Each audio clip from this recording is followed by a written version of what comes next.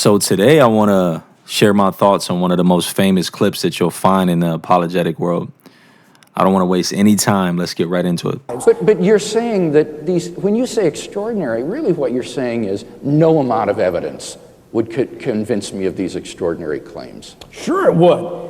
If tomorrow morning, immediately after breakfast, suddenly there was an earthquake, and a silvery light shone in the sky, and the leaves dropped from the trees, and I dashed outside, and there, towering over us like 100 Everests, was this giant figure with lightning playing around his Michelangeloid face, and he pointed down and saying, "Be assured, Keith M. Parsons, that I do in fact exist, and I'm sick of your logic chopping."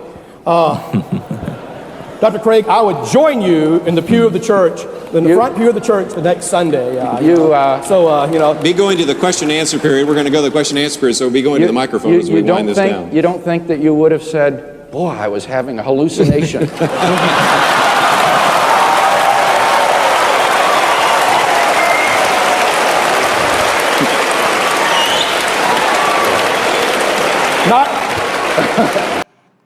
And that was an applause that was so worthy of it.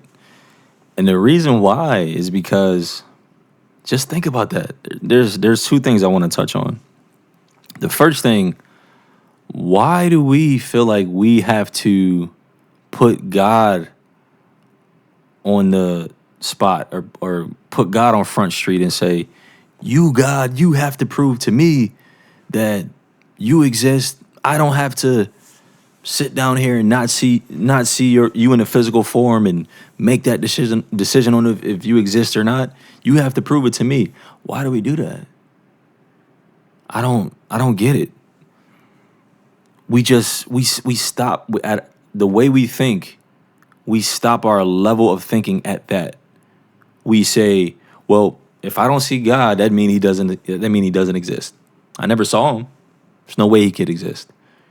But we choose to be so much smarter than that with everything else in our lives. When it comes to money, when it comes to relationships, when it comes to figuring out some of the most complex things in our lives. Look at the world around us. I have a computer here. I can turn this on with touch of my finger. The only way that our society has got to that point is by being so intelligent that we figure out so many problems. But when it comes to God, we limit our thinking to think, well, he has to prove himself to me, and that's it. The second thing I want to touch on is, quite frankly, what William Lane Craig was, why he got the applause is because I thought it was so clever that he said, "You sure you wouldn't just think that it would be a hallucination, oh my God, I can't talk. A hallucination. You sure it wouldn't just be a hallucination?" That is so funny because Christ coming down, in other words, God coming down into our world in the form of a man, and people still rejecting him, is exactly William Lane Craig's point. It proves to us that even if God came down on a cloud, like the gentleman was saying, and showed you and did the most miraculous things, we as humans would still find a reason to not believe it.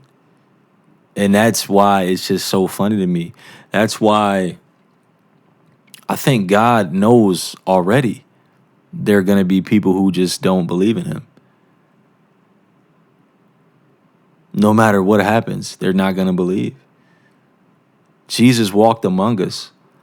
Jesus, and you see my shirt, guys. Hope you can see it. Speaking of Jesus, Jesus walked among us. Jesus, he healed the blind. Jesus fed the homeless. Jesus walked on water, and people still did not believe. Are we the problem? Or is it God who's up there and just being so self-centered that he's not going to come down and reveal himself to us because we're so mighty? Who really has the problem?